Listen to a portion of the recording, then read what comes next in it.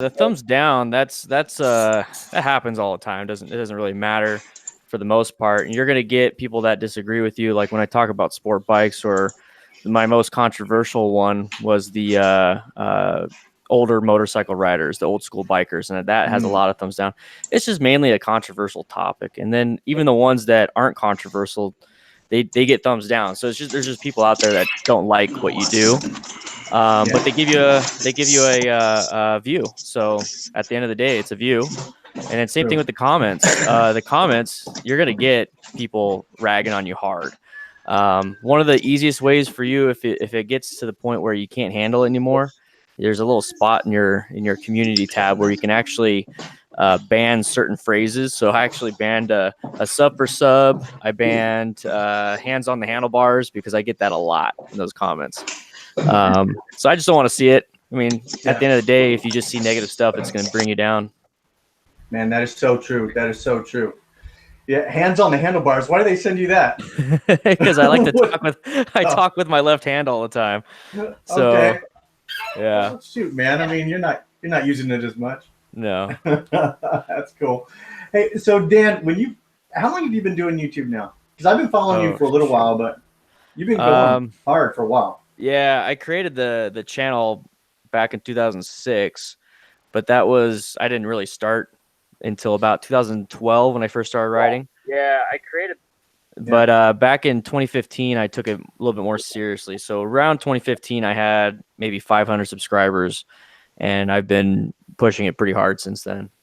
Wow, man. So from 500 subscribers, and what are you at now? You got to be tapping. Shoot, I have this fancy little thing my wife got me, 8,891 right now. So wow.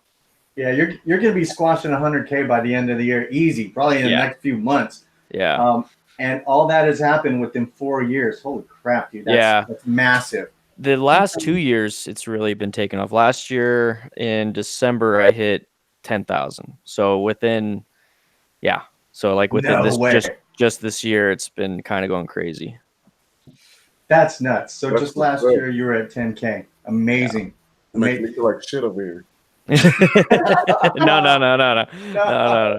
But you know what, man? It's like I heard one of these guys who has a channel about here's how you grow your channel. And the funny thing about those channels, when those guys have a channel that says here's how to grow your channel, oftentimes that's the only channel they have. So I've asked some of them, hey, what channel did you have that you grew that you can now do this channel that tells people how to grow channels, right? Yeah. And I'm like, man, it's like they say the same thing that the last guy said, I think. Mm-hmm. But you actually did it. So would you say, Dan, something that I see a lot of people on your channel, which is different from other channels, is there's a hell of a lot of interaction. Yeah. Interaction with you. How about interaction between them? I know you've got the Discord. Mm-hmm. Are those guys on there pretty regularly? And how do you juggle your time, man? Because I mean, I know it's kind of full time, but you're also an MSF coach. Yeah, it's we have a Discord that's just a giant chat room right now. I just checked; it's 1,094 members. It's just a big old chat room. They're having a lot of fun. The main thing is when I look at it, when I think about the community, when I think about how to get moving, is that it is centered around me. That's one of the things, is that if I didn't create the channel or the Discord, none of it would happen. So the main thing is, how am I going to set it up?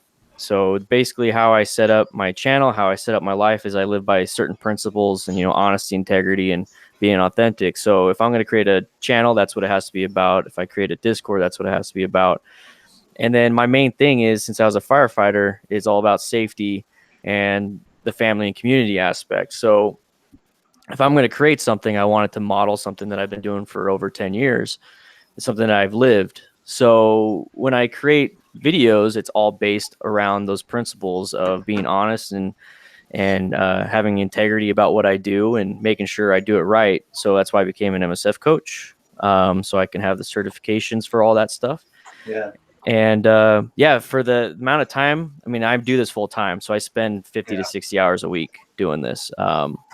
The main thing is, once it starts to grow out of your control, is to delegate some stuff to other people. So I have a wonderful staff on Discord that pretty much handles the Discord. And then I pretty much just take care of the YouTube side. That's pretty much what I do there. Yeah, man. I mean, Dan, you're so big and you've done so much. Yesterday, it might have been yesterday or the day before. I was doing some work from home. I was able to work from home this week, and I saw that you were editing videos, and I was like, "You got to be kidding me! Dan edits his own videos. How do you have time for it, man?" Yeah. I know for me personally, if I'm going to do a 4 or 5 minute video, that could take a couple hours, and I don't know if I'm just doing it wrong or if that's just how it goes. It takes a long time. When I first started, for about, let's say, like a 5 minute video would take me 2-3 hours to edit. And that was like with the bare bones, not anything other than just jump cuts, nothing crazy. Now it takes me about 2 hours to do a rough draft of a 10 to 20 minute video. But that's just because I've been doing it for so long. I have almost 1,000 videos, so I've been doing this constantly over and over and over again. And then on top of that, you have to want to do it. Like I love to edit. I actually like editing and sitting at this computer more than I do writing. So it just so happens my segue into safety is motorcycles, and I don't want people to get killed on the streets because that's what I used to see all the time. And it just so happens to be motorcycles. I mean, I could talk about gun safety too, because I've been on a bunch of gun related deaths and injuries. But for me personally, I find motorcycling is a wonderful passion. Safety is one of my passions, and then I love sitting at the computer editing. So I mean, it just kind of worked out for me, and that's why I like doing it. Did you start out with that direction in mind, or was there a certain point where you had that aha moment, like this is my niche, this is the direction I want to go? Was it viewer feedback that drove you that way, or was that your initial thought process of starting a channel? My initial thought process was I used to watch Roland Sands design their videos for their product videos, and I liked the cinematic stuff that they did, so I tried to emulate that. And so some of my first motorcycle videos were with music, good editing towards it, and thinking that's what was cool because I liked it. Nobody liked it. So then I started doing regular vlogs like everyone else because that's all I knew. And then one day I decided, I'm already, I'm a firefighter. I'm doing all this stuff, and I see people crashing. It was just kind of that aha moment where I saw like 3 motorcycle crashes back to back to back, where there was fatalities. I was like, you know what, I don't like this. So I made a video. I think my first video was 3 beginner tips, and that was the most popular video I ever had at the time. So I decided just to go with that, and then it just kept going and going and going and going. And of course, I experimented with a bunch of stuff, trying different things. But at the end of the day, this seemed to be what resonated the most. And then it's something that I was passionate about, so it kind of clicked and kind of worked. That's awesome, man. I mean, it almost makes you think if you're born at any other time, what would you be doing? I mean, it's like the perfect storm. You got the computer, the technology, your background, your passion. And you know what, man? I was talking to some of my buddies who have been doing videos on and off, and we said, I think a lot of people get into YouTube not knowing what they want to get out of it or not having a purpose to it, right? Like some people, they want to get into it because they think they're going to make money, or they want to get into it because there's really not a purpose to it. Did you know? I mean, you kind of knew going in because you're into the safety thing and you'd seen a lot of motorcycle accidents. How do you feel about people giving motorcycle tips who aren't trained MSF coaches? And the reason I asked that is I just did one last night about night riding, and I kept it kind of high level, just kind of talking about keeping that space cushion and lighting. But in your YouTube experience, have you seen some bad advice given out there? Have you ever given bad advice? How do you that, or do you ever address it? I've given bad advice.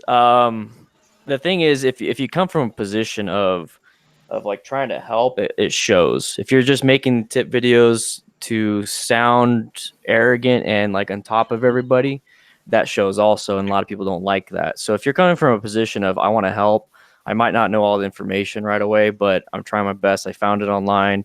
Whether you're regurgitating it but giving your own opinion, that's perfectly fine. That's what I did all the way up until becoming an MSF coach, and that was just this last January, where I decided, if I'm going to do this full time, I need to have the absolute, certification, the training, so that when I do talk, it comes from a position of authority, not an opinion.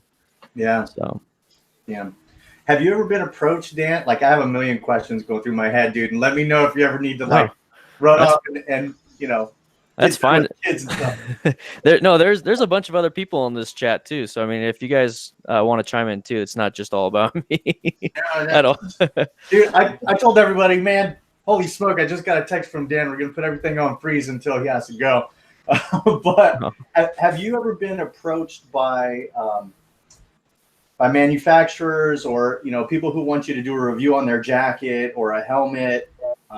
Because I've seen that happening even in our small groups, that people are being approached by certain jacket companies, backpack companies, and stuff like that. Have you been approached by that? How do you respond to those people? Because I haven't seen you do a lot of product reviews. Yeah, I don't do product reviews, and it goes back to my set of principles is being honest, integrity, and authentic. I get maybe 2 or 3 emails a day from people, and I've only partnered up with Get Lowered Cycles before, Vance and Hines, and Custom Dynamics, and then just recently Progressive Insurance. But I've turned down probably 20 to 1. I've turned down 20 of those before I've even signed up on one. And even then, when I go through the process, if I don't feel like it's going to give any benefit to the viewer, my viewers, specifically beginner riders, then I won't do it.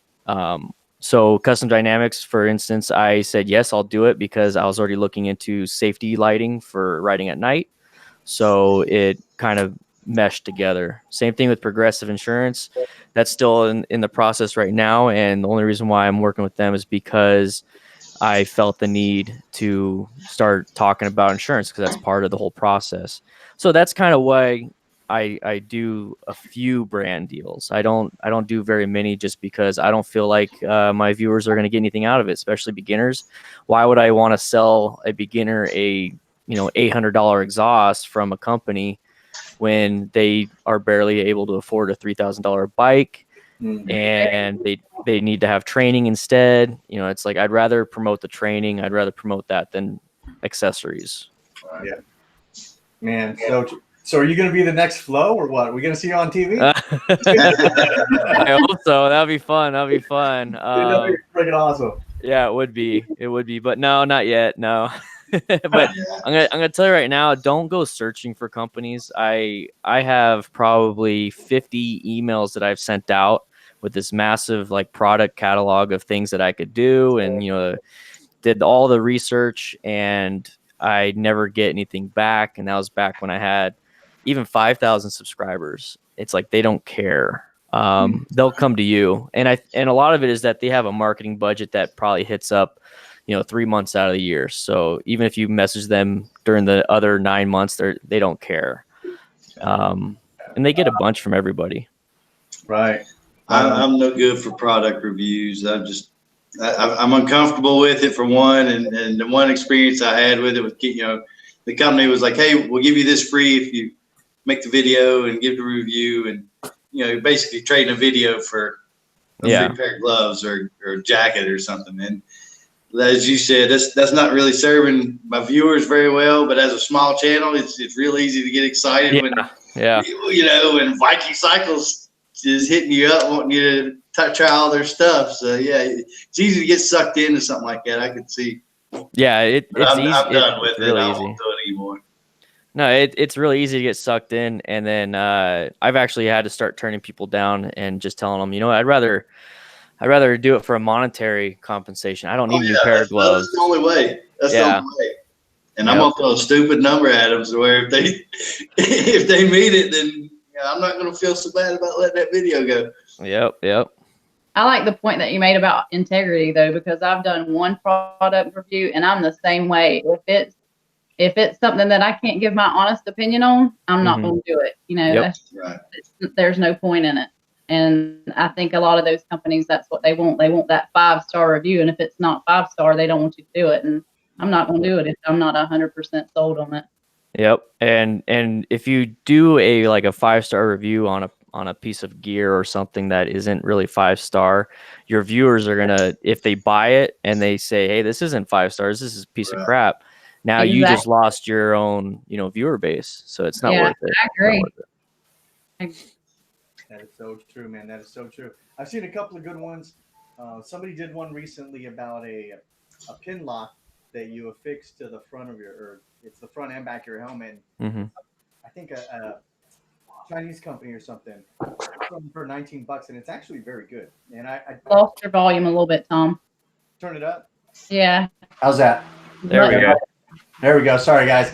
So I've Okay. seen one about a pin lock, and it's funny because you have to trust the people that are doing the review and not see a lot of them do a review. And if they say the product is good, that puts a lot more weight behind it, I think. Mm-hmm. I see some people just 1 week they do the jacket, then they do the bag, then they do this and that and this and that, and it's all, man, this product is great, and they're standing in their living room, which is cool. But I'm thinking, like, take it out on the street, man. Yeah. Yeah, let's see that thing 600 miles later, at least. Hey, Yeah. you know what? Wrap that jacket, wrap a sack of potatoes in it, and drag it behind your car for 25 feet, and then let's see how good it is. Yeah. That's what I want to see. So cool, man. Hey, let me just take a real quick little timeout, guys, to go through the chat here and just throw some shout outs. We've got Skid Pig all the way from Australia, brother. Skid Pig, thank you for showing up. The 333, if you guys haven't seen, and I was going to save this for one of the sessions later, which is the best motovloggers you've never heard of. The 333, very entertaining. You guys know it. Mary, I know that you know the 333. Absolutely. Yeah, the dude is great, man.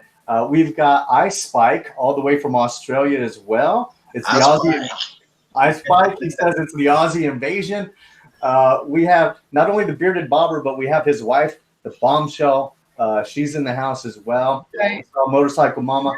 Blacktop Devil says, potatoes. Big Kevin, welcome.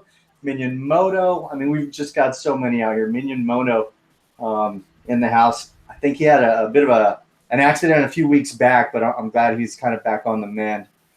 We've got all the way from India, Night Rider India is here. We've got Glide Arkansas, the Warbeard. I mean, just so many. And guys, Filthy French Fry, Filthy, thank you, buddy, for coming in from Canada. My Canadian brother. Filthy is hilarious. If you guys don't know each other, write down some of the names in the side chat, send them a little note, watch a couple of their videos. And when we say support, we call this hashtag support for anybody who's new. It doesn't mean sub for sub, although people have sub to each other's channels, but only do that if the videos are good. And that said, we're all kind of starting out. So the videos aren't always going to be 5-star, grade A, everyone's starting out. So I mentioned before, one way that we can support each other without even subbing is, if you find a cool video, take a snapshot of it, put it on your Instagram and say, hey, wow, I saw this cool video this weekend. Just little stuff like that, because we all know that sub for sub, the only thing that's going to do is going to lower your average viewing time, because people feel so burdened to watch everybody that they sub to and to comment to prove that they saw the video. Let's be real here, that, a lot of people will just skip forward to about 3/4, whatever they catch, they put a comment and they're gone. And that's why people scratch their head saying, man, you know what? My average video time is 5 minutes, but my average watch time is 2 minutes. What's happening? Well, some people are watching the entire thing, and then some people are just like, bam, bam, bam, trying to knock out their list. So I'll get off my soapbox on that. But I don't know. I have to say that the reason why your watch time comes down is when you comment, or when somebody comments on your video and then you comment back and then they comment back to your comment, it brings the video up, the video starts and then it stops. And that might fuck with your average viewing time too. I never thought about that. Yeah, that's a good point. All right, man. I'm not about that either. Any more videos? Right. I never thought about these. Yeah, you get the view, but you're losing because you're losing the watch time. Yeah, watch time is very important. Yeah, views don't matter anymore, really. I mean, only if you're monetized and you're getting AdSense. But it's all about watch time, really. Yeah. Oh, another thing, watch time related, a little tip. I know I screw up with all this all the time. I just found out. Is the whole ending or the outro of the video. That's kind of a bad thing, because people hear the outro and they're like, oh, it's over, click, and they're out of there. And for me, like, I got probably another minute after that outro. I always leave little extra stuff at the end for people who watch to the end. You see what I'm saying? And I didn't realize that I was watching something and they were talking about that. So that's why I'm trying to learn now is just to cut it off real quick, or like a real quick, but it's cut off. You didn't know the ending was coming. You see what I'm saying? If you know the ending is coming, most people are out of there. Like I put music a lot of time. That's just like TV. You know the fucking end's coming because the music just came on. Yep. Right? So they immediately click out and they're out of there. You know, and so that's what I'm learning. And you make your outro pretty quick if you can. Yeah, No, either Deez did like one of his videos, and he put like something after the very end of it was like, okay, if you watch this all the way to the end, comment on your shoe size. Right. Exactly. That's funny. Perfect. Yeah, I do that all the time. I mean, because for me, it reminded of old school when you used to watch movies, and some movies at the end of the credits they'd show a little extra scene or something, you know. And so, well, I'm one of those people that read the credits and shit. So a lot of time I'm still there watching, and so now I do that same thing in my videos. I kind of will leave a little something at the end, even if it's just any video, right? It's just you had to watch the end to know. And then I'll know, like you say, because people leave comments like today, oh, I like that ending. You had to watch to the end and see me be silly on there, you know. Exactly. Hey, let me throw this question out just to the group, and it's something that we talked about in one of our previous chats, but I always think it's an interesting topic. Have any people in your family ever wanted to come onto one of your videos, or have you ever asked someone in your family or your friends or your close circle to be on a video? They said yes, but then once you started filming, it was just like kind of real uncomfortable or anything like that. Have you guys ever thought about bringing family members on, or are you like, well, I know, heck, JT, you just had your daughter on just a moment ago anyway, so we know the answer to that. But how about the rest of you? I think Rocket Rider, you get Mary on there every now and then. Yeah, I mean, that's just because we was visiting and we visit each other. And yeah, kind of, well, it wasn't really her choice. The camera just comes on. So Yeah. I'll be like, here, come here, you know, but overall, no, because I'm always by myself filming. And then family, my son has been there a couple times only because he happened to be outside or something when I was leaving. And then one time on a fluke, we were at the same little fish restaurant. But other than that, not really. I'm usually pretty much by myself. As a matter of fact, I even tried that. Like my sons were in the car and I was trying to vlog. I can't vlog with somebody sitting there watching me. I couldn't do it. And it's different in public because I'm not paying attention to those people now. But somebody sitting in the car next to you just staring at you, that I just couldn't do it. It just didn't feel right. So I wouldn't want to do that anyway. Yeah. I mean, filming in public can be kind of funky sometimes. It can get a little bit weird. People looking at you, looking over your shoulder and stuff, or asking questions and stuff like that. Yeah. It depends on where you're at. 'Cause nowadays, like, you could be up, like for me over in DC, everyone's vlogging. So I could literally just be walking around with the phone in my hand. Nobody's going to say anything. But yeah, no, I feel the same. Whenever I'm sitting in front of somebody, even at a stoplight, and I think I've said this on a previous live stream, but my wife has told me, like, just pretend like you're on a phone call. Like, everyone's got Bluetooth in their helmets. Just act like you're talking on the phone. And no, it's still pretty frustrating. I'll have to pause and restart and all that. Yeah. It gets funky. It can get funky. I've had people ask me before if I was, making a video or a movie or something. And at one point I was telling them, oh yeah, I have a YouTube channel. And that just sounds so stupid and cheesy. So I just tell them, I'm just either I'm making a documentary or I'm studying film. So I'm trying something out, which isn't a lie. Cause I guess we all kind of study films. We all watch YouTube. So pretty much it's a learning curve. That's for sure. It really is. It is. So let me throw another question out to our most senior member out here, which is Dan. I'm gonna throw it back out to Dan, man. I know we're kind of putting you on. No problem. No problem. What you got, buddy? Would you say that at the beginning, your investment in time and equipment was it heavier at the beginning, or is it heavier now? It was heavier at the beginning because I didn't know what I was doing. The main thing is, if you're gonna motovlog, you just need a cheap action camera and a good mic. That's really it. But if you just want to vlog, you just need your phone. Like phones nowadays are extremely well, good quality, everything. But I thought I needed this, I needed this, I needed this, I needed this, and at the end of the day, you don't. You really don't. You just need a set of two wheels and go ride, and then your actual topic is more important than audio. Or not, audio is very important, but it's more important than video. Yeah, if no one can hear you and all they hear is wind noise, that's not good. So I think the one thing people need to start investing in is an audio recorder, kind of like how I do it, or at least, you know, figure out how to edit your audio very well. Because wind Decent mic noise, makes a big difference. So Yeah. you really have to have a good mic. 'Cause if you got The a first shitty 3 mic, months it's just gonna- of my channel was plagued with the terrible audio, man. Yep. I can't even stand to go back and watch them now. yeah, that's like one of the most important things. And honestly, at the end of the day, I've seen some people that literally just they film their rides and then they just talk over it in the studio. So Right. meaning, yeah, you don't have to do that. It just Yeah, has to be good That's not a content. motovlog to me, though. Yeah. Here we start getting into controversial areas right here because no, that's not a motovlog. It's But easier I for gotta me agree to with talk you on the there. bike. yeah, I don't know what you call that, but voiceover basically. Yeah. Voiceover is all it Yeah. is.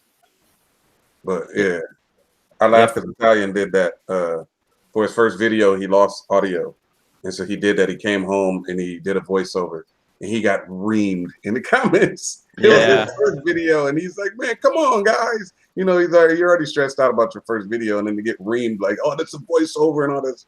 Yeah, it was crazy. Yeah. Well, if that ever happens, then just instead of saying this is a motovlog, just kind of change it up. Yeah. I mean, you the know, illustrator, he does this. He does really good editing, and all he does is voiceovers. He reads from his script, but it sounds good, and people love it. It's just it's the content that's really important. What you're talking about. Who was that, Dan? The illustrator. He's one of the videos that I've shared before. I share a couple people here and there, and he does he just has a lot of B-roll. I guess you can call it A-roll at that point because it's all that. But then he does a voiceover, and it's the content that's important. The content's more important than whether you're on the bike or not. So that's right? Yeah. If people want to see people on a motorcycle and ride and have all that, that's perfectly fine. Then you can go do that some other time. But for the most part, people care about the content. It's like what you were saying. It's the topic. Topic is the key. Yeah. A lot of beginning motovloggers kind of struggle and I don't know what to talk about. I'm like, well, yeah, the easiest thing is to have a topic. Just want to give you something to talk about. And again, like you say, that's what the motovlog has to be all about. Because just the riding video, unless you're some beautiful locale that nobody gives a shit, see you riding through your little suburb. You know what I mean? Like that's not. I mean, I'm just saying it's not that visually appealing. You know what I mean? So it's the topic at that point, and so you're focusing on the topic, and then the riding is probably kind of secondary. Yep. You know? Yep. That's my only saving grace. I've got good scenery. Yeah, same here though. Same here on a lot of mine. You got that DJI little what's your little airplane? Spark drone. The Yeah. Spark drone. Jeez, that thing is amazing. Yeah, he's killing me over there. Drone video too, Dan. How many people on the chat? If I can see everyone in the chat that's using a drone, if you can just write the word drone in there, so we can kind of take a little poll. And in the panel, how many of you guys are using drones? Yeah, I am. I use it every once in a while. Yeah, I'm trying not to get oversaturated with it, but I've been enjoying playing with it since it's new. Yeah. You guys are killing me. I need one bad. I got racing drones. I don't have a camera drone. That DJI Spark, man, I you know, again, this is not a paid review, but I love that thing. Yeah. The main thing is it's just crazy easy to fly. Yeah, just treat it like it's another camera. That's all it is. That's what I want it for. I mean, because like I said, I got racing drones, and those are what I enjoy flying. Those camera drones, all that shit's boring as fuck, dude. That's like driving a bus, basically. You know what I mean? So, yeah, it's just for cameras for me to get a camera up in the air, and that's all I really. But when I want to fly, the extra cinematic feel it gives is you get something like this. Yeah, you really want to fly because then that's when you can do fucking 60, 70 miles an hour and do backflips and all that other shit. Yeah. But yeah, when I want some nice scenery and visuals, and I need that camera drone bad. That's one of the last 3 things I got on my list here for stepping up my production value on my video. Between that, I want a gimbal and a fucking Premiere, man. I gotta get. I'm dying about the whole Premiere thing because I just am so annoyed to learn something new right now. I already got my workflow going. You know what I mean? And yeah, I had to do the same thing. You know, it's gonna be difficult because this twice a week schedule is already like kicking my ass. So it's gonna be hard to squeeze in some fucking tutorials every day. You know. If you have to, switch it to once a week. I used to do 3 times a week and switched it to twice a week, and it's actually made my videos a lot better. And then it's been a lot easier on my life to do that. So No, I know that's yeah. no. I was once a week forever, and I went to 2. So no, I Yeah. don't want to go back because part of it, I'm just crying, but it's that I did it. Well, I like the motivation. It makes me fucking produce. You know what I mean? Yeah. So I'm just crying about it, but yeah. And part of it's just my fault because I got to go on a mission and like record a gang of them at one time, which I don't like to do. You know what I mean? So, but if I need to get ahead of the game, that's the problem. Is that I'm on the fucking day. Like you see me, I say it in the video all the time. All this video to do tomorrow. I got to do this in like 5 hours. You know? So yeah. I got right at 5:10, back from lunch late again. Yeah, exactly. I'm going to lunch break and fucking editing when I get home, and then it should be uploaded that night and scheduled for the next morning. So Suck it up, Buttercup. yeah, it's been rough. Yeah, I'll be just real quick. I just want to say that I'll be leaving here pretty soon, but I have something that I have here that this is kind of how I set up some of my stuff. I'm actually going to screen share, so hopefully I think it's going to be popping up on the screen. But this is kind of how I set up my videos. I have like a Google Docs, and when you're talking about batch producing, basically where you film a bunch of videos at once, it makes a huge difference. So this is like my 5 tips on how to start and grow your YouTube channel. These are just like the things that I really down and deep like just push, and is that if you basically just want to find what you love to do. If you're not passionate about what you're doing, if you're not passionate about what you're like filming, then it's going to show in the video. It doesn't matter if you're making a ton of money. A lot of people, they work on YouTube on like this really like 80-hour work week, and they're not thinking long term. So you have to really like what you do, and it changes too. A lot of people don't get started. They have to get started. If you don't have any videos, you don't have any subs, it doesn't matter. You won't know what you like until you start making videos. And honestly, my first 300 videos plus, they suck. They actually really do. And the cool thing is that the topics might be great, but you might have sucked at filming. So then redo it. Just redo it. I mean, it's been a year or 2, 3 years. It doesn't matter. Focus on the niche. So like we're all doing motovlogs. So the main thing is motorcycles. Well, that's a pretty big niche in the whole grand scheme of things. So go even smaller. Don't try to grab all the eyeballs out there. Motorcycle safety for me is a small niche. So I went with that, and it lines up with what I used to do as a firefighter. So I felt comfortable doing that. So for some of you, if doing wheelies is the thing that you like to do, then make wheelie videos. If you like doing, group rides, do group ride videos. There's a bunch of stuff you can do, like tips on how to do a group ride, where to meet up on a group ride, an expert group rider tips, just whatever it is. And then you can also film those, and then don't focus on the numbers. I see in the chat a lot, people are saying, don't worry about subscribers. That's actually kind of true. My wife got me this thing. I really like it. It's just for fun, but at the end of the day, it doesn't really matter. We talked about watch time. That is the main thing. So for us as creators, really focus on getting that retention up and paying attention to those numbers. That's the watch time numbers, not views or anything. And you mentioned views are only really important when you are monetized. That's true. That's all that really matters. Because if you get watch time, the algorithm will kick you out there and make you get seen by others. And then right here, I put this in here on don't focus on numbers, but are you bringing value to your viewers? So if you're just motovlogging, riding around the neighborhood, and just talking about your day and how the street looks crappy, nobody cares.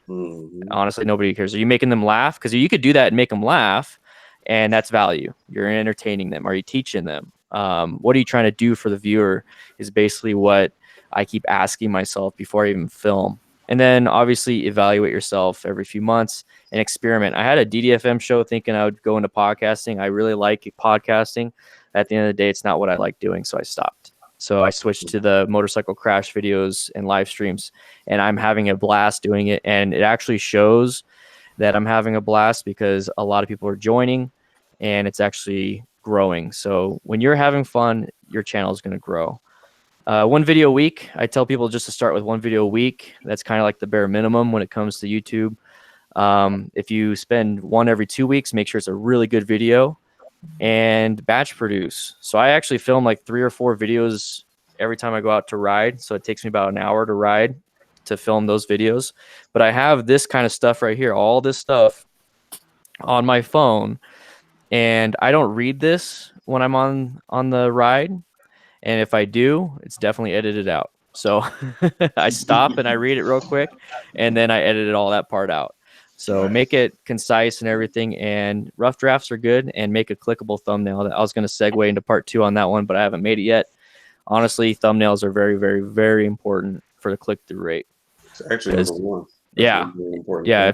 If nobody, I mean, you could have the best topic, the most badass thing, and if nobody clicks on that thumbnail, it doesn't matter.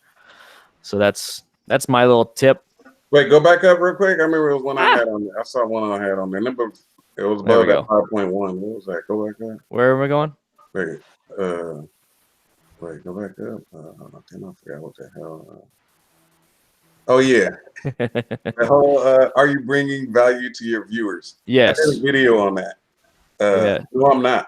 Hey, look, that's what the video was though. Cause look, I've been on here a while too. I don't know. You say he might be the most senior. I'm not sure. I've been on here like 5 years now. Right? I done been through all of this shit. I done learned all of this shit about YouTube. I'm past all that. But I made a video about that. Like, I have nothing to offer with the title, because I understand all that. Like, that is what it is. You're supposed to bring value to your viewers, right? And like you were saying, are you making them laugh? I'm like, I'm not funny. So that's number one out the way. Are you teaching them? I'm not teaching anything. I'm just bullshitting and talking. You know what I mean? What am I trying to do for the viewer? Nothing. I'm talking and bullshitting on the camera, and I enjoy the edit. And like, so well, that's where are you? There's a lot of bullshit channels. It's just so look. My thing was, and that's where again, I ain't trying to plug videos. I'm just talking. A lot of these topics is what I talk about. And my last one was I give up, and because it had to do with all this. Like, I don't care about how organized all this shit is. You have all this shit is in my head. I don't write shit down like that, but I know all this shit, right? Yeah. But I've implemented all of this, and again, we're in a new era with the algorithm. There's a lot going on where small channels, and plus our motorcycling niche is like the YouTube just screws us. You know what I mean? And I've learned, because again, it's gonna go by content, it's gonna go by a lot of other things, but there's it's not as easy as it was to grow. You know, and that's the part that. So just off the top of my head, because I honestly have to keep a recorder around me because I come up with ideas before I can write them down. That's why it's written down, or I'll forget. I'll literally forget. You talk about all you do is bullshit. Well, you're on the motorcycle community and you bullshit. So why don't you pick topical things, where stuff that's in the news, and talk bullshit about it? No, I do have topics and all that, but I'm just saying, as far as like what that thing is saying, like that's kind of what they're talking about. So like most people, like a lot of what to be successful on YouTube, usually you end up doing like reviews, how-tos, or tutorials, right? Yeah, those are kind of the more common thing, or reviews, right? You know, and so yeah. Other than that, you do that kind of, ideally to blow up a channel, you do that type of thing first, and then actually 20% of that should be just you. You know what I mean? You being yourself in regular vlogs. And so that was my thing, is I realized I'm not doing any of that review. I'm not doing how-tos. I'm not doing tutorials. I'm not doing any of that. It's just me, again, recording my ride. Yeah. Overall, like, it's documenting the ride. Now the vlogs is a different subject. That's more me just enjoying the videography of it. You know what I mean? But all of it, I always have a topic. I'm talking about something. I say I'm just bullshitting, but I just mean as far as I'm not funny like that, and I'm not necessarily teaching.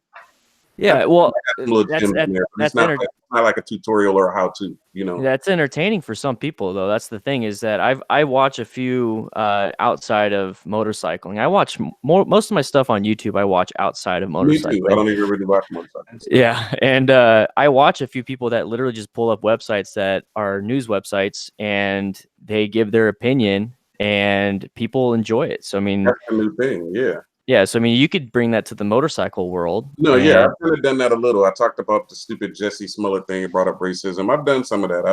I'll talk about little current events, because some of that was, again, playing around with that searchable content, right? That's trending on YouTube, and if you make a title with the trending, you know, you're getting more visibility. So I'll just play around with that sometime.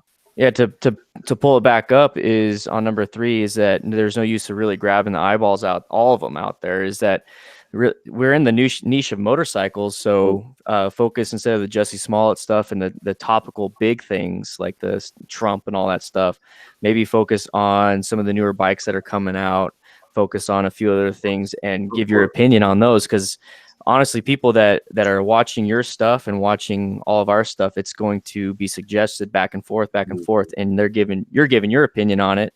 And yeah, so I wouldn't focus on the big stuff because you're going to get drowned out by everybody that's doing it. No, but again, so again, here's my other side. I'm being devil's advocate on some of this stuff. That's fine. That's fine. Part of mine is, again, was with the I give up is because I'm to the point that I'm just trying to make videos. I'm just trying to do, like we were talking about, you do it because you love it. That was my number one, and I'm done with the rest of the list because I've done all those things that you're supposed to do. You know what I mean? I ain't saying that it don't work. I'm just saying, like, for me, I tweak on that kind of shit too much, and then I'm bad with the analytics, dude. I'm in that fucking studio all day because I'm a numbers guy. You know what I mean? And so I had to like stay away from that and stay away from worrying about how to grow the channel and stay away from all that. And it get to the point, that's actually a new little thing I'm trying to work on. It's seriously about just create, period. You know, and I'm more worried about making content and improving my skills and keeping the videos out. And because again, I was getting too hung up on growing, and it was just for numbers. It's not, it ain't necessarily for,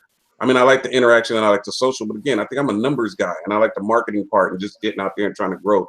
So I wanted to do that. It got to that point. But before, other than that, it's just, I'm trying to do it for the love of it, for what I want to do it for. Or this is more came since the vlogs, because motovlogging, I didn't feel that same way. Motovlogging is so easy to me. It ain't, as far as the edit, right? Like the vlog is where I get to be creative and I have to kind of put it together, and it's just so much more to it that I enjoy, you know? So that's kind of more what I'm concentrating on at this point. And like you say, if you're gonna grow, you're gonna grow. You know, if you're making great content, you're gonna grow. And again, if I don't, I don't. Either way, I'm enjoying myself, you know? Yeah, and the whole, if you're making great content, you'll grow, but you also have to realize that people, like, I think a lot of my content's great, and it turns out a lot of it's crap. yeah, that's all subjective when we say great. Yeah. Cool, man. That's cool. Right on, man. Dan, I know you said you had to get rolling, dude. I just want to tell you, man, how much we appreciate it. You've laid some knowledge on us that is invaluable. Sharing with us even your notes, man, that you used to put videos together. That's huge for us, man. So, Dan, just thanks a lot, man. We appreciate you a lot. Yeah, no problem. No problem. I'll post these notes right here on the Discord. So if anybody wants to swing by the Discord, I turned it into a PDF. I'll just throw it in the announcements if anybody wants to see it. But yeah, no, good luck, everybody. Just honestly, you have to keep grinding and experimenting. That's the biggest thing, is experimenting. And this is a whole new thing. It's like YouTube and the whole creator space has been around for maybe 10 years if that.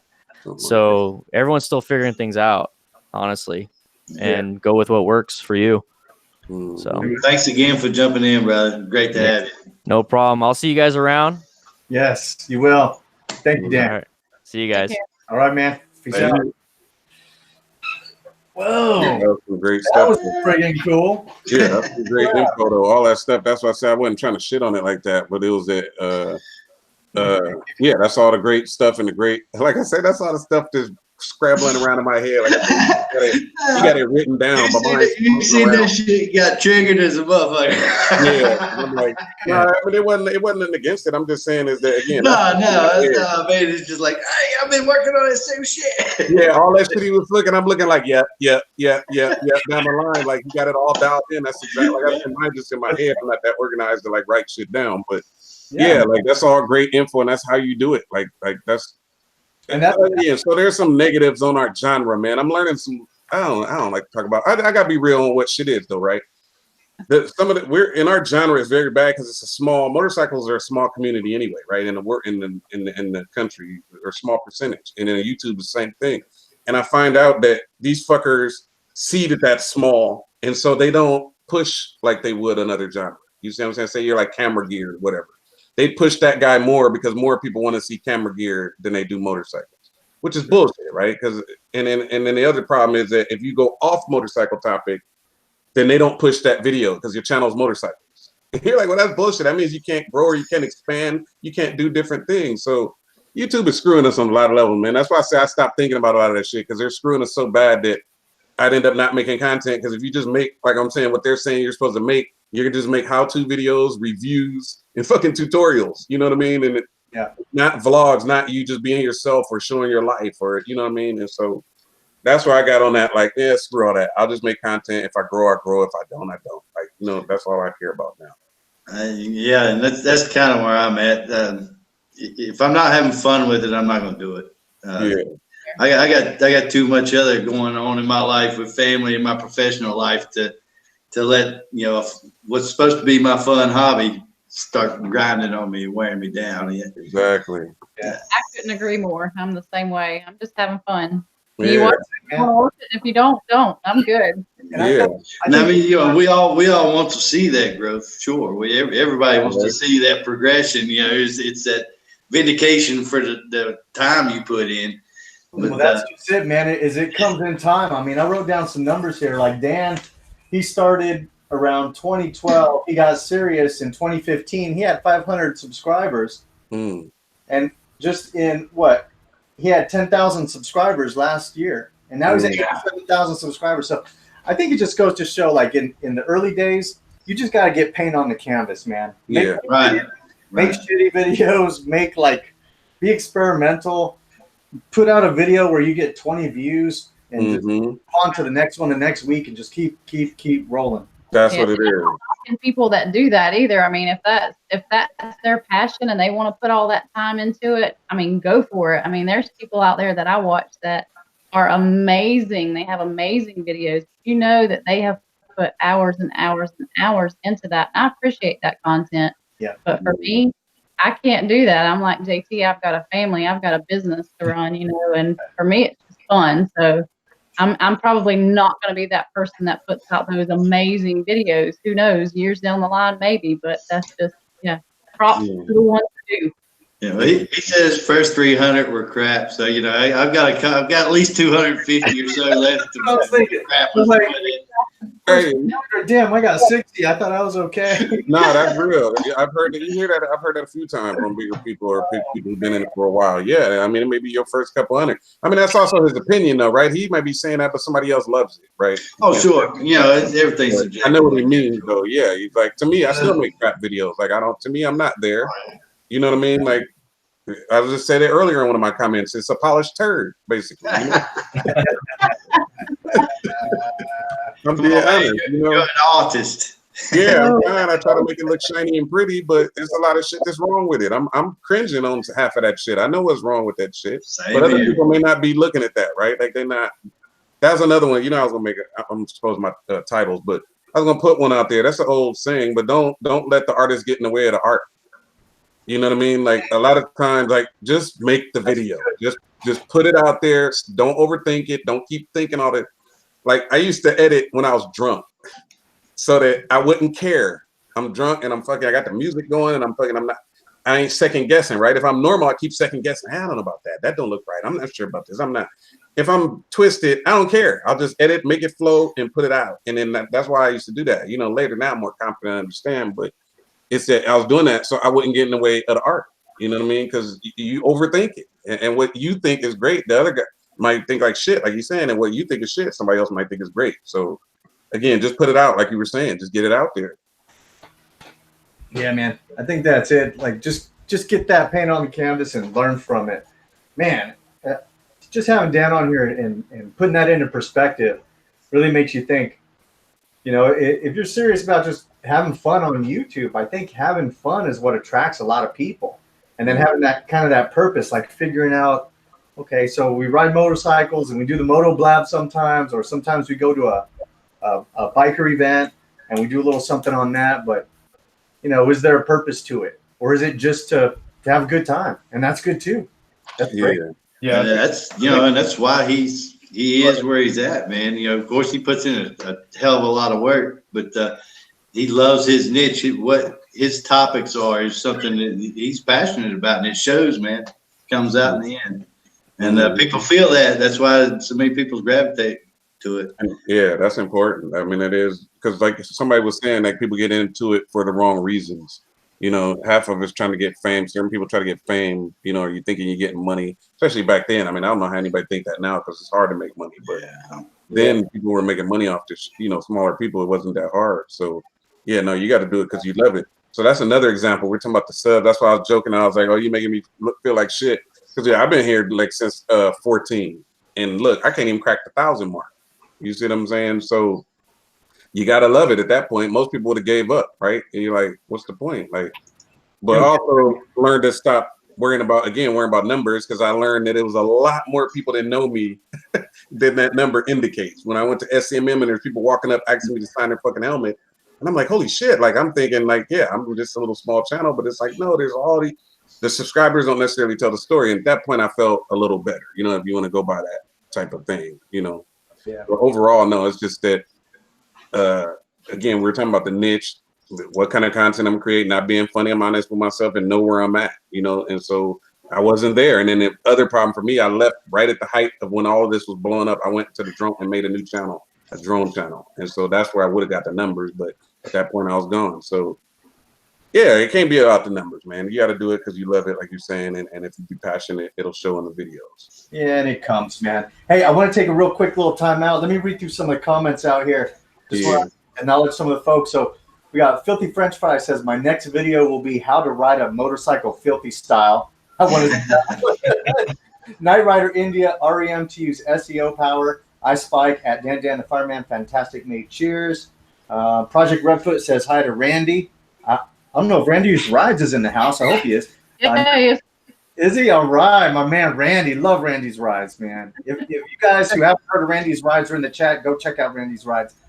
Adventure the Bearded Bobber, he says, Mike, support is an amazing community, and I'm glad he did it. Cool. He's referencing somebody else earlier. Stevie TV is here. Filthy, still waiting for the music video. TV. Jestron 2's in the house. What's up? Christopher David Lawson. I just want to entertain and share my local stops. Hopefully get some laughs. Yeah, man, for sure. Clyde, Arkansas. Be a computer nerd. That's what it takes. I Spike wants the Discord in the chat, so we'll figure out how to do that.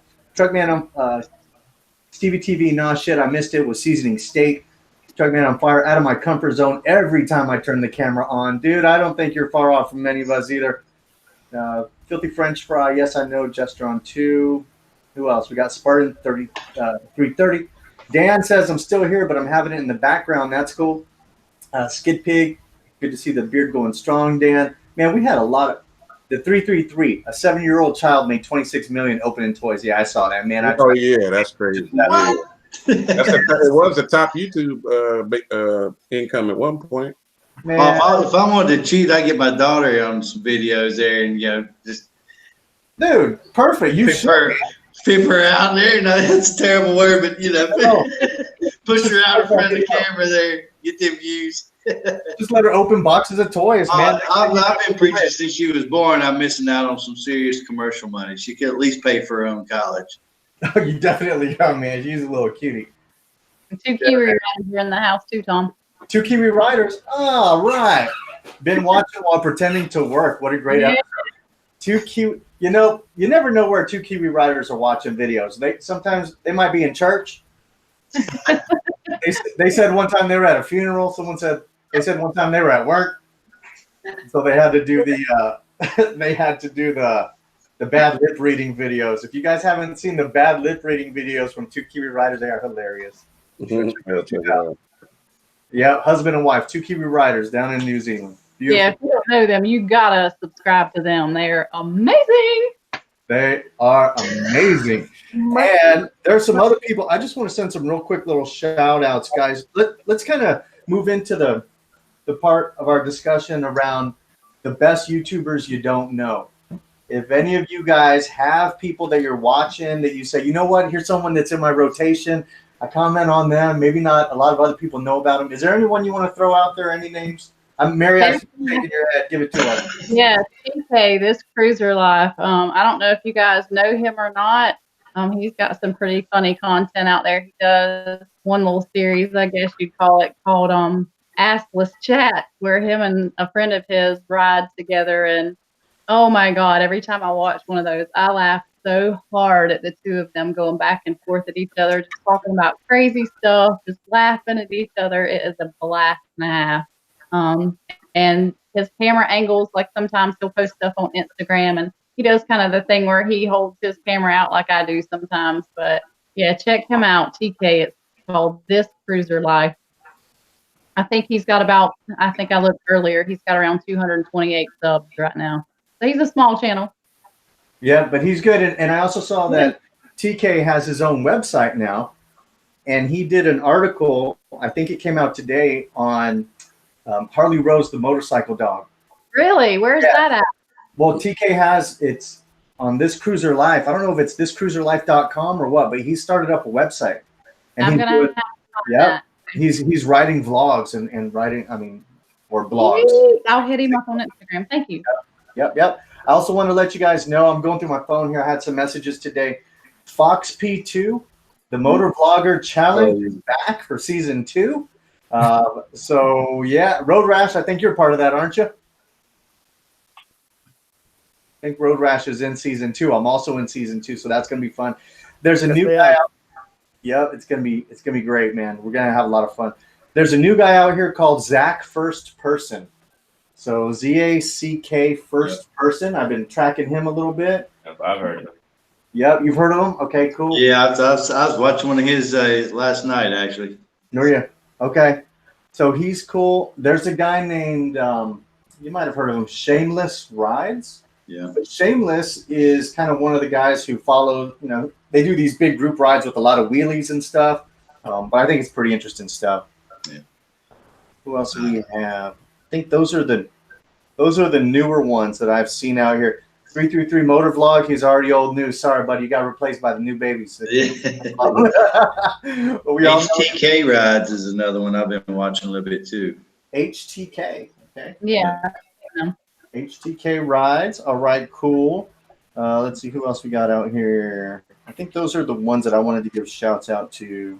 I actually got 2. Yeah. The 2 that I have are Midlands 48 Rider and Dad and Mad. Both of them are based out of the UK.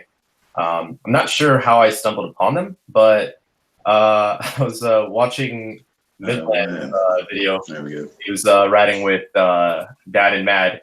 Dad and Mad is a father and daughter channel. They, I think it's like a 5-year-old who rides on the back of his Sportster. Pretty cool. Pretty cool. No kidding. They just started. They're pretty new, but seems it's some wholesome content. Is what I would put it as. Wholesome content. That's good. That's good stuff. Oh, hey, there's another one. I don't know if you guys might remember. I talked about this guy before. He's called the Dig Moto. DIGGMOTO. This dude is hilarious, man. You should check him out. He's out of Scotland, so you really got to listen close because sometimes you're like, dude, are you speaking English or what? But the Dig Moto, DIGGMOTO. Dude, is hilarious. Real quick in the side chat, Patrick Hattrick is doing shots while watching the stream.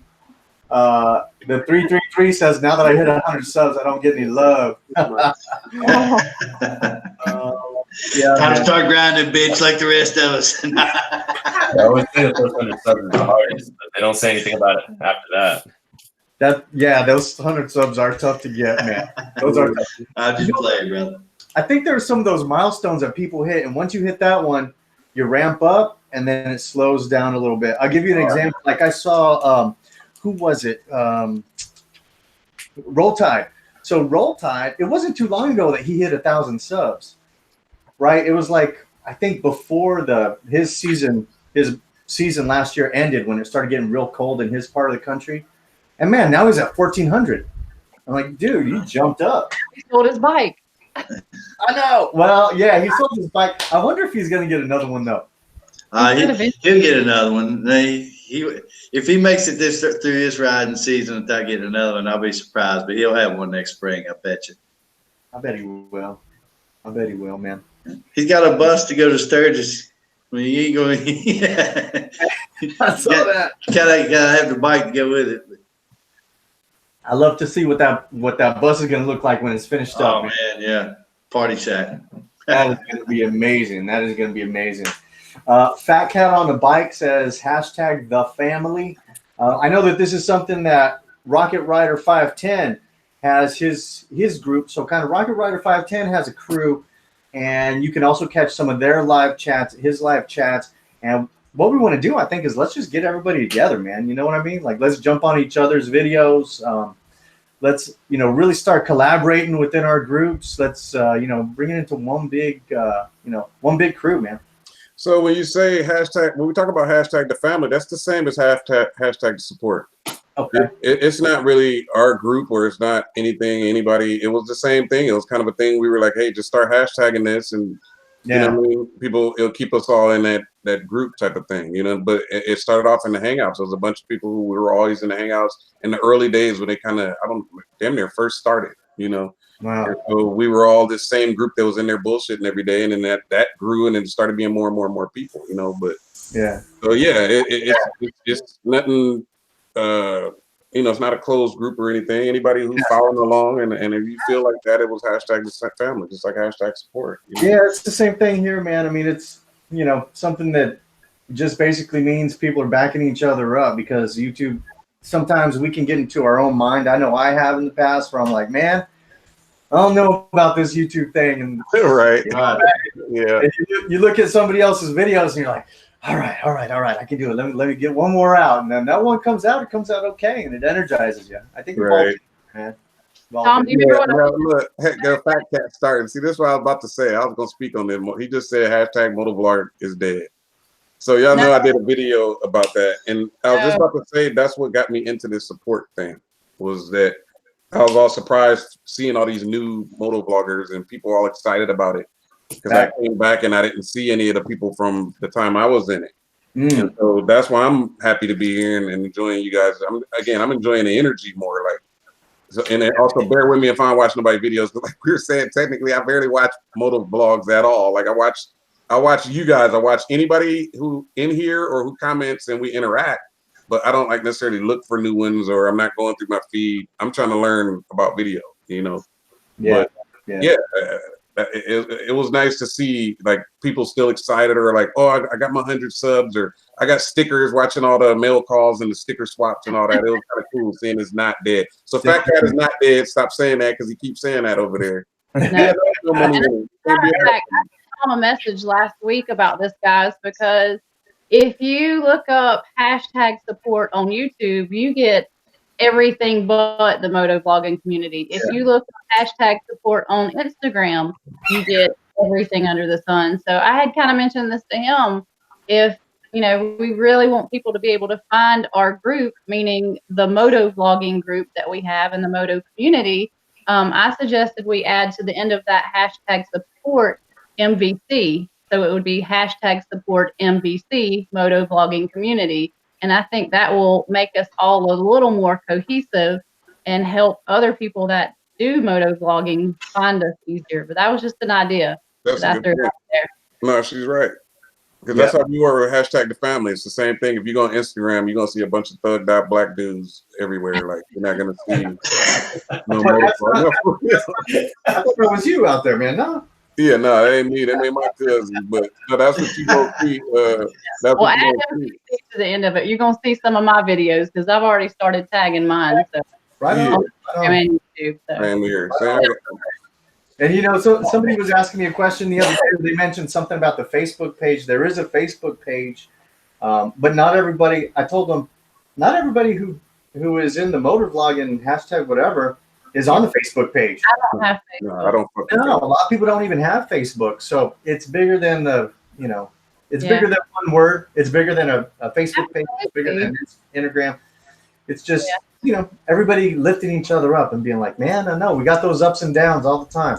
You hit that one video that has more views than you've ever had, you're on the high, and then you put the next one out and you get half of that, and you're like, oh man, what did I do? Oh man, you know, second guessing yourself.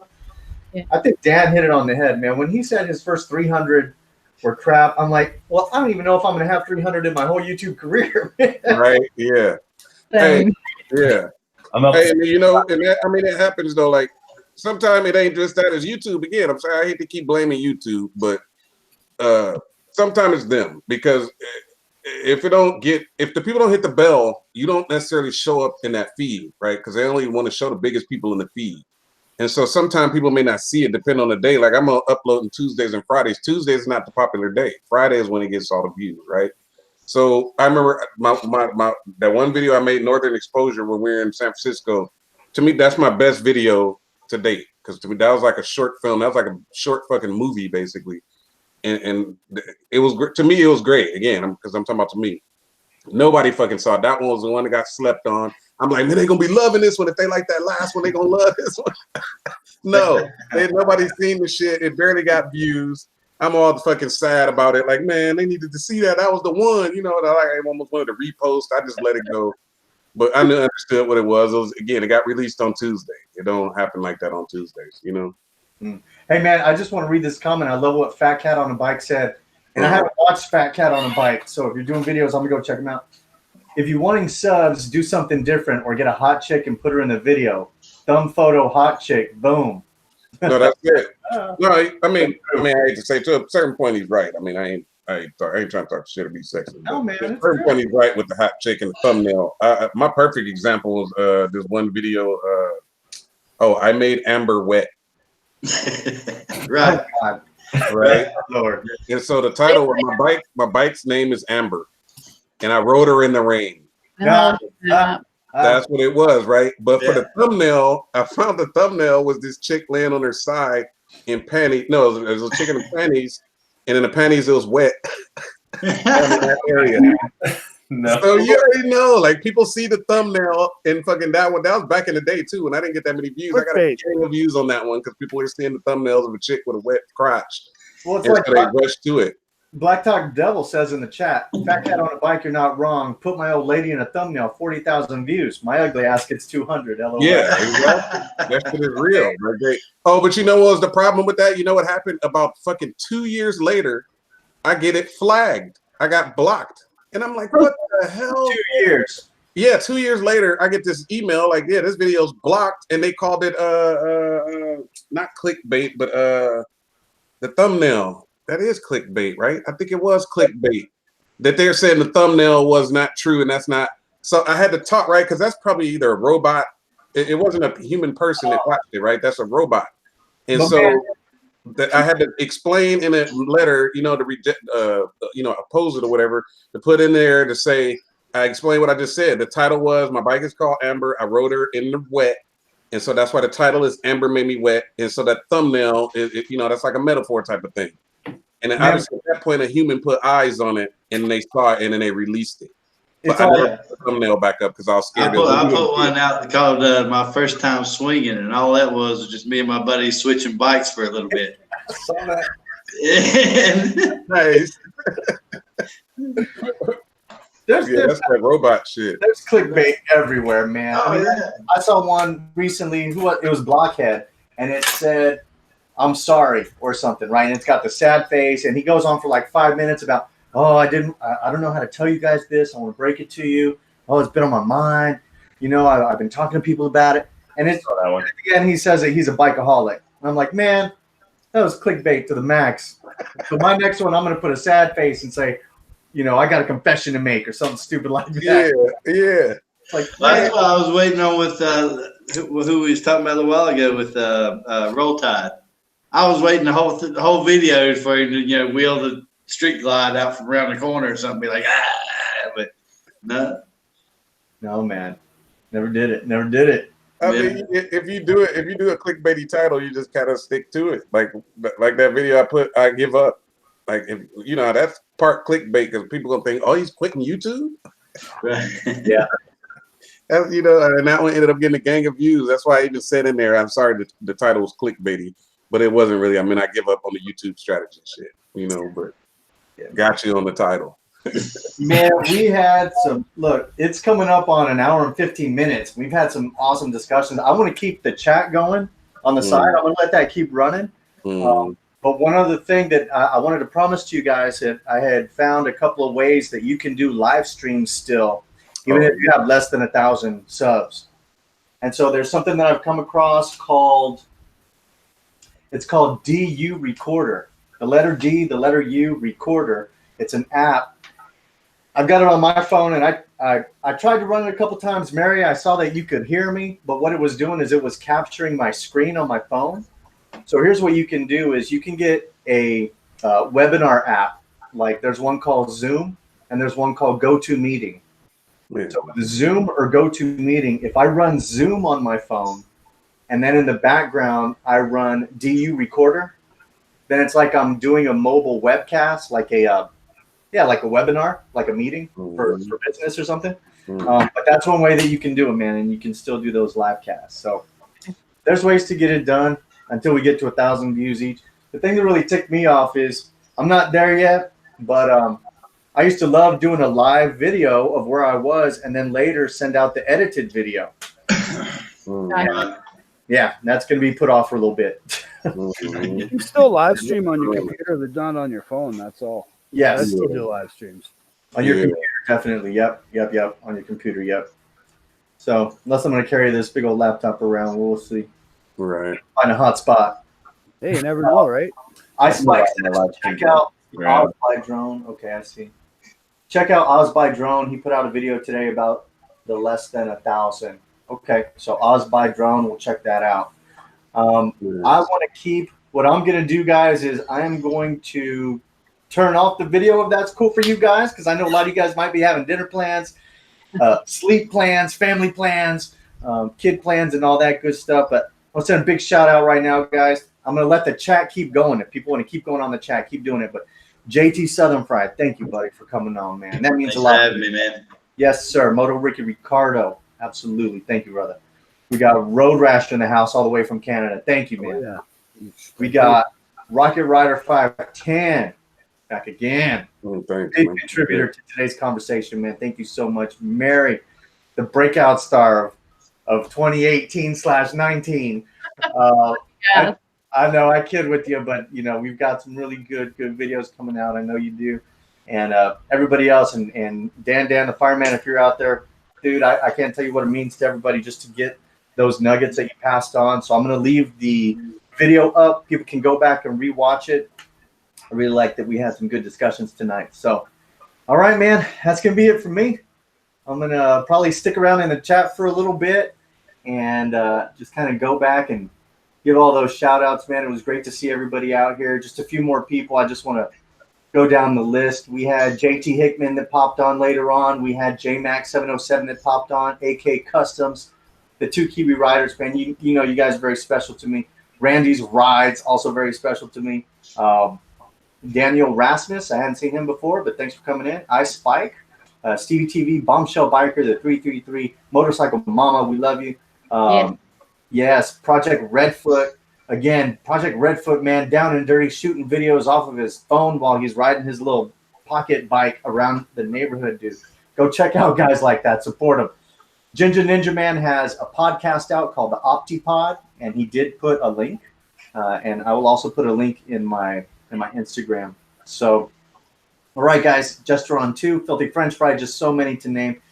Thank you all for coming in, guys, and we're going to leave the chat up. I appreciate you all, and we'll see you in the next.